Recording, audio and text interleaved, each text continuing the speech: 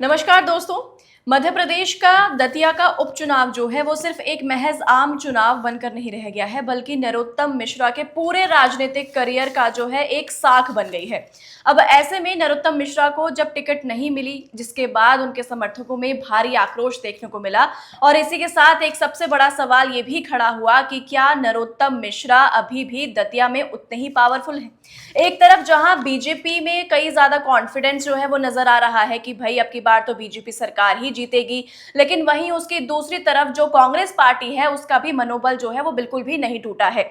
ऐसे में हमारे साथ मौजूद है माज, स्टूडियो में मौजूद है और आज हम इनसे बात करेंगे कि आखिर ये पूरा माजरा क्या है। बिल्कुल बेसिक से जानने की कोशिश करेंगे कि आखिर वहां पे चुनाव क्यों हो रहे हैं और क्या लगता है कि इस बार जो सरकार है या कौन है जो चुनाव में जीतकर आएगा। तो माज, मेरा सबसे पहले आपसे यही प्रश्न है कि आप हमें ये बताइए कि आखिर दतिया में ऐसी क्या सिचुएशन पैदा हुई कि वहां पे उपचुनावों की स्थिति जो है वो बन गई है। जी, बहुत बहुत धन्यवाद कृतिका। आपने काफ़ी अच्छे से बताया कि वहाँ पर आखिर क्या चल रहा है। देखिए, राजेंद्र भारती कांग्रेस के विधायक रह चुके हैं और दतिया से वो 2023 में चुनाव जीते थे। नरोत्तम मिश्रा जो गृह मंत्री रह चुके हैं मध्य प्रदेश के, उनको हराकर चुनाव जीते थे। मैंने आंकड़े इकट्ठा कर लिए, मैं काफ़ी सिलसिलेवार तरीके से आपको बताऊंगा। तो हुआ क्या, राजेंद्र भारती कांग्रेस के विधायक थे, उनके ऊपर बैंक के मामले की धोखाधड़ी का आरोप लगता है और उनको 2 साल से ऊपर की सजा हो जाती है। तो जो हमारा रिप्रेजेंटेशन एक्ट है 1951, उसके तहत अगर आपको 2 ईयर से ज़्यादा की सजा हो रही है तो उसमें क्या होता है कि आपकी विधायकी, अगर आप किसी भी हाउस के मेंबर हैं तो आपकी विधायकी, सांसदी वो चली जाती है।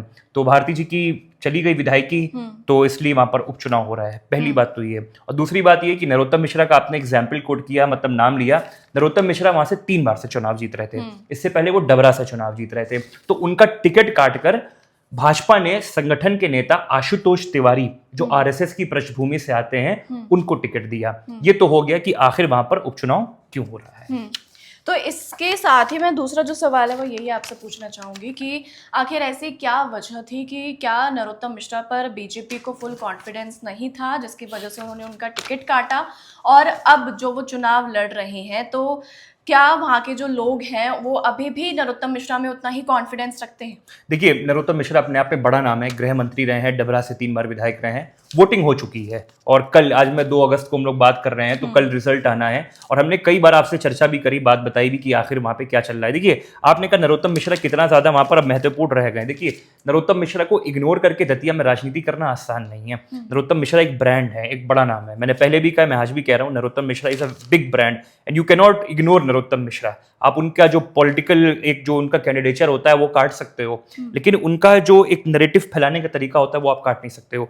दूसरी बात कृतिका, सबसे अहम, वोटिंग हो गई है। हमने एक स्टोरी भी करी थी, जनता को पसंद भी आई, हमने उससे बात भी करी। अब सवाल ये आ रहा है कि हारेगा और जीतेगा वहां पे कौन। आपने कहा कि अब कितना वहां पर उनका मनोबल टूटा है। मनोबल शब्द पे मैं आऊंगा। मनोबल शब्द तब आता है जब हार या जीत पे आती है। तो उसके लिए वहां के थोड़े पैटर्न को समझना पड़ेगा कि इस बार मतदाताओं ने कैसे वहां पर वोट किया है। देखिए, मेरे पास आंकड़े हैं दतिया की अगर मैं आपसे बात करूं, जो 2023 में चुनाव हुआ था, तो 2023 के चुनाव में तकरीबन 80% लोगों ने अपने वोट को वहां देने का काम किया था। 2 लाख से ऊपर टोटल वहां पर वोटर्स थे। इस बार क्या हुआ कृतिका, तकरीबन 71% लोगों ने वहां पे अपने मत को देने का काम किया। 71.44% लोगों ने अपने मत को दिया, यानी 9% वोट अपने आप वहां पर कम हुआ है। और कई लोग कह रहे हैं कि जो वोटों की कमी है ना, ये कांग्रेस के फेवर में जा सकती है। और सबसे बड़ी बात, दामोदर यादव वहां पर आजाद समाज पार्टी से चुनाव लड़ रहे हैं, उनके समर्थकों में बड़ा उत्साह है। अब उसके पीछे रीजन समझिए आखिर क्यों। क्योंकि दतिया का जो राजनीतिक समीकरण है, किस आधार पे है, कितने परसेंट वहां कितना वोट है, और क्यों वहां पर दामोदर यादव, क्यों यहां पर घनश्याम सिंह जो पूर्व विधायक रह चुके हैं, कांग्रेस से लड़ रहे हैं वो, और जो आशुतोष तिवारी जो नरोत्तम मिश्रा की जगह चुनाव लड़ रहे हैं। देखिए, सीधा सा आंकड़ा है जो नॉर्मल वहां पर लोगों से हम लोगों ने चर्चा करी है, मतलब जो हमारे संवाददाता रहे हैं या जो भी रिपोर्ट्स उपलब्ध है उनके आधार पर जो भी हमने आंकड़े जुटाए हैं, तो ब्राह्मण वोट, जिसको पंडित वोट कहते हैं, वो तकरीबन 15 से 16% है। जाटव वोट वहां पर 14 से 15% है। कुशवाहा वोट भी वहां पर 12% है। यादव वोट 7% है। लोधी वोट, ये बैकवर्ड वोट मैं आपको बता रहा हूं, जो यादव वोट हो गए, लोधी वोट हो गए, 7% वोट हो गया। बघेल पाल वोट 4% है, मुस्लिम 3%, बनिया 3% और ठाकुर वोट 3% है। इसमें सबसे बड़ी बात ये कही जा रही है कि जो मुस्लिम है वो तो ऑलरेडी बहुत कम है ही 3%, और वो कांग्रेस की तरफ जाएगा। ऑब्वियस सी बात है, जो भाजपा को हरा रहा होता है वो वहीं जाता है, वो भाजपा के साथ नहीं जाएगा। लेकिन सबसे बड़ी बात ये, जो ब्राह्मण वोट है, ब्राह्मणों में यूजीसी को लेकर नाराजगी रही है, प्रदेश सरकार को लेकर नाराजगी रही है, तो ब्राह्मणों का वोट ऐसा नहीं आशुतोष तिवारी को जाता नहीं दिखाई दे रहा है। अच्छा। आशुतोष तिवारी को ब्राह्मणों का वोट मिल रहा है, लेकिन घनश्याम सिंह ने भी कहीं ना कहीं वहां पर सेंध लगाई है। दूसरी बात यह कि राजेंद्र भारती जो वहां से विधायक रह चुके हैं, उनके ऊपर आरोप लगाया है, जी हाँ, उनके ऊपर आरोप लगाया घनश्याम सिंह ने खुद कि हमारे इन्होंने सहयोग नहीं किया चुनाव में, बिल्कुल हमारी हेल्प नहीं करी है, और कहीं ना कहीं जाके नरोत्तम मिश्रा के साथ रह गए थे, इन्होंने हमारी सहायता नहीं करी है। राजेंद्र भारती पर यह आरोप है। राजेंद्र भारती का कथन ये है, कहना कि मेरा हर्निया का ऑपरेशन हुआ है इसलिए मैं प्रचार नहीं कर सकता हूं, ये तो राजेंद्र भारती ने कहा। और ये जो आंकड़े मैं आपको बता रहा हूं, देखिए दोनों चीजें, एक कृतिका क्या होता है ना, चुनाव जब भी होता है ना, तो एक संगठन की राजनीति होती है, एक जाति जो होती है उसका समीकरण होता है, उसके आधार पर चुनाव जीता जाता है। तो जो समीकरण बन के आ रहे हैं, समीकरणों के लिहाज से जो ब्राह्मण वोट हो गया, जाटव वोट में सबसे बड़ी बात ये आजाद समाज पार्टी में वोट गया है, दामोदर यादव को ठीक ठाक वोट मिला है। और अंत में लोग बता रहे थे कि देखिए हार फाइट दो लोगों में बताई जा रही है, भाजपा और कांग्रेस, और ये भी कह रहे हैं कि आजाद समाज पार्टी ने वहां पर अच्छा चुनाव लड़ा है, दामोदर यादव को अच्छा वोट मिला है, हम इसको दरकिनार नहीं कर सकते। दामोदर यादव ने अच्छा चुनाव लड़ा है, और वहां पर जो यादव वोट है 7% के अराउंड, उसमें अच्छा वोट वहां पर मिला है।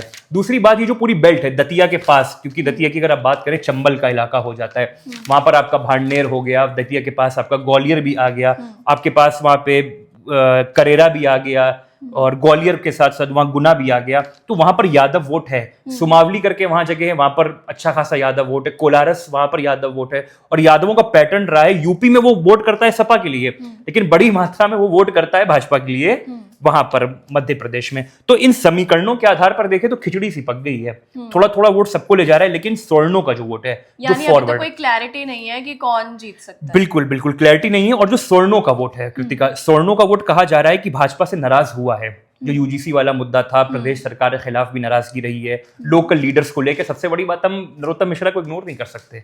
नरोत्तम मिश्रा सिर्फ ब्राह्मण नेता नहीं है, नरोत्तम मिश्रा बड़े हिंदूवादी नेता हैं, बड़े भाजपा नेता हैं, एंड आप नरोत्तम मिश्रा की पॉलिटिक्स को इग्नोर कर ही नहीं सकते हो। मैं कहता हूं कि नरोत्तम मिश्रा भले ही पिछला चुनाव, यह आंकड़ा भी है, मैं ये भी बताता हूं, पिछला चुनाव नरोत्तम मिश्रा को 81,000 वोट मिला था, और राजेंद्र भारती को तकरीबन 88,000 वोट मिला था।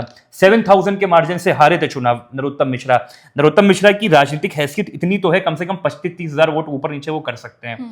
अब किया है नहीं किया है वो नहीं पता, क्योंकि संगठन को वो सर्वोपरि पूरे चुनाव में बताते रहे हैं, और आशुतोष तिवारी ने भी माना है हमारे बड़े हैं, वो सम्माननीय है। Over to you Kritika. तो जो आपने बहुत ही अच्छे से हमारे जो है व्यूअर्स को बताया कि राजनीतिक समीकरण क्या है, लेकिन क्या जो आसपास की लोकेलिटी है या जो कुछ भी चीज़ें हैं, उसका इस दतिया के चुनाव पर कितना असर जो है वो देखने को पड़ सकता है? जी देखिए, आपने बड़ा अच्छा प्रश्न किया कृतिका। आसपास की लोकेलिटी, मेरे पास कुछ गाँव की यहाँ पर नाम है जो वहाँ के दतिया विधानसभा क्षेत्र में जो इलाके हो गए। पहली बात देखिए, जो पोलिंग बूथ है 250 से ज्यादा वहां पर पोलिंग बूथ हैं पहली बार दतिया में, और पोलिंग स्टेशन वहां पर है, पर पोलिंग स्टेशन वहां पर तकरीबन 850 वोटर है, 850 प्लस वोटर पर पोलिंग स्टेशन है, ये आंकड़ा हमारे पास है। और पिछले चुनाव में जो पोस्टल वोट्स होते हैं, जो पोस्टल बैलेट होते हैं, वो तकरीबन 2200 के अराउंड थे। इस बार कितने कास्ट हुए इसका ऑथेंटिक हमारे पास डेटा भी नहीं है, लेकिन हाँ ये आपको उपलब्ध कराएंगे, और कल तो हमारे साथ बने रहिएगा। तो मैं इसी पे ही आता हूं कि जो बाई इलेक्शन हुआ है कि वहां पर किस क्षेत्र में कैसा रहा है। देखिए, दतिया में कई क्षेत्र, कई गांव ऐसे हैं, मैंने सिलसिलेवार तरीके से इलाकों का पूरा लिख रखा है। बडौनी खुर्द, कुरथरा, भिल्ला, मुरैरा, पंचायत भवन निचरौली, पंचायत भवन जिगना, पंचायत भवन बसई, आजादपुरा, कटीली, यहां पर अच्छा वोट पड़ा है। और कई लोग बता रहे हैं इस इलाके में कांग्रेस और भाजपा की अच्छी खासी यहाँ फाइट हुई है। अच्छा। और इन जो ये जो इलाके हैं, यहाँ पर जो जाटव वोट है वो भी अच्छी तादाद में। जाटव वोट का देखिए एक पर्याय है, जाटव वोट को बहन कुमारी मायावती जी का वोट माना जाता है। आज भी उनका अस्तित्व इतना नहीं बचा है, लेकिन वो वोट आज भी कहीं ना कहीं उनके फेवर में रहता है। लेकिन यहां पर इस जगह पर जो भी जाटव समाज का वोट है ना, ये दामोदर यादव के पक्ष में जाता नजर आ रहा है। पूरा नहीं, यहां पर कांग्रेस भी सेंध लगा रही है, लेकिन दामोदर यादव भी यहां पर अच्छा लड़ रहे हैं। अच्छा, तो चुनावों से पहले नरोत्तम मिश्रा ने कई सारे वादे किए थे। इनफैक्ट उनका एक वीडियो भी सामने आया था जिसमें उन्होंने वहाँ के जो पुलिसकर्मी हैं उन पे आरोप लगाए थे कि तकरीबन 19 से 20 जो उनके कार्यकर्ता थे उनको रातों रात उठा लिया गया, पुलिस स्टेशन में रखा गया, लेकिन कौन से पुलिस स्टेशन में रखा गया इसके बारे में उन्हें नहीं बताया गया। तो ये जो सारी चीज़ें हैं, जितनी भी ये एक्टिविटीज़ हुई, इनका क्या चुनावी नतीजों पर असर पड़ेगा? क्या जो लोगों ने वोट डाले हैं, क्योंकि नतीजा तो हमें कल ही सामने आएंगे हमारे, लेकिन क्या जो वो वोटिंग कर रहे हैं लोग, उनकी मानसिकता, उनके थॉट्स भी बदले होंगे इन सब चीज़ों को लेकर? देखिए, चुनाव में लड़ाई झगड़ा, एफआईआर, मारपीट बहुत कॉमन चीज़ है इसकी, लेकिन कोई जगह नहीं है, बहुत गलत चीज़ है, ये नहीं होना चाहिए। और आप किसी भी चुनाव को उठाकर देख लीजिए, हर चुनाव में झगड़ा होता है, कार्यकर्ताओं में झड़प होती है। भाई नेता तो आपस में देखिए वो नहीं लड़ेगा जाके, वो तो सदन में बैठ के अपने वॉर ऑफ वर्ड्स एक्सचेंज कर लेगा, लेकिन जो कार्यकर्ता होता है बड़ा भावुक प्राणी होता है कि हमारा नेता ये वो। आपने कई वीडियोस भी देखे, नरोत्तम मिश्रा के समर्थकों के कपड़े उतार कर प्रदर्शन कर रहे हैं, हाईवे जाम कर दिया है। तो थाने वाली बात हो या जो भी हो, इस तरह की जो भी घटनाएं बहुत नॉर्मल और नेचुरल चीज़ है। आप कोई भी चुनाव उठा के देख लीजिए, हर चुनाव में आपको चीज़ नजर आएगी। देखिए, खास बात पता है यहाँ पे क्या है, ये जो आरोप वाली बात करी इससे कि जो जीतू पटवारी हैं, जो कांग्रेस के मौजूदा प्रदेश अध्यक्ष हैं, राऊ से विधायक रह चुके हैं और कमलनाथ सरकार में मंत्री रह चुके हैं और बहुत ज्यादा खास हैं राहुल गांधी के, लेकिन कहीं ना कहीं दिग्विजय सिंह भी उनको लेके बयान दे डालते हैं, कहा जाता है उनके गुरु भी हैं। तो इस चुनाव में दिग्विजय सिंह, जीतू पटवारी और दिग्विजय सिंह के जो बेटे हैं राघवगढ़ से विधायक जयवर्धन सिंह, इन तीनों की तिकड़ी ने कमाल आगे से आगा संभाली है। ये चुनाव में रहे हैं इस बार, और ये भी कहा जा रहा है कि जो कम पोलिंग हुई है ना, इसमें दिग्विजय सिंह और जयवर्धन सिंह, बाप बेटों की जोड़ी ने मिलकर जो कम वोटिंग हुई है, इसने कैसे कांग्रेस के पक्ष में माहौल बनाया जा सकता है, इसकी भरसक कोशिश करी है। और इसीलिए कांग्रेस के कार्यकर्ता उत्साहित भी दिखाई दे रहे हैं और कोई बड़ा बयान देने से बच रहा है। जैसे होता नहीं कि कार्यकर्ता लड्डू आ जाते हैं एक रात पहले, कार्यालय में ये हो जाता है, तो उससे भी हर कोई बच रहा है करने से कि भाई क्या होगा, क्योंकि फाइट ट्रायंगुलर हुई है। लेकिन मैं अंततः यही बोलूंगा कि कांग्रेस वर्सेस बीजेपी चुनाव होता दिखाई दे रहा है। हो सकता है दामोदर यादव के समर्थक बुरा मान जाए इस बात से, तो ये बात जो फैक्चुअल है वो बोल रहा हूँ, बाकी रिजल्ट में जो आएगा वो हमको मालूम ही पड़ेगा। तो कल रिजल्ट आ रहा है और उसकी हर पल की अपडेट जानने के लिए आप जुड़े रहिए डायनामाइट न्यूज के साथ। तब तक के लिए नमस्कार।